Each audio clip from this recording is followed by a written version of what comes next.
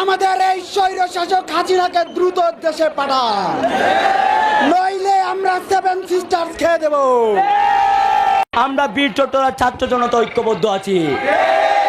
এরা এখন হিন্দু ভাইদের সাথে আমাদের সাম্প্রদায়িক দাঙ্গা লাগানোর চেষ্টা করবে, যেই চেষ্টা করে তারা ওই দিন ব্যর্থ হয়েছে। আমরা সবাই, আমাদের প্রথম পরিচয়, আমরা বাংলাদেশী। এই দেশ আমাদের, এই দেশ রক্ষার দায়িত্ব আমাদের। আমরা যেই স্বাধীনতা অর্জন করছি সেই স্বাধীনতা আমরা রক্ষা করব, সেই জন্য আমরা ঐক্যবদ্ধ থাকব। আমরা বলতে চাই, আমাদের এই রাষ্ট্র সংস্কারের মাধ্যমে ছাত্ররা করে যে অভ্যুত্থান ঘটেছে, সেই অভ্যুত্থান, সেই বিপ্লব অব্যাহত থাকবে।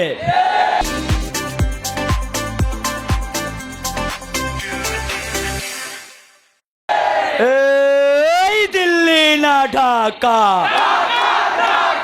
দিল্লি না ঢাকা, দিল্লি না ঢাকা। 15 বছরের স্বৈরাচার সরকারকে এদেশ থেকে বিতাড়িত করতে পেরেছে আমাদের ননির বোতল। ভারতের ননির বোতল এখন ভারতে আশ্রয় নিয়েছে।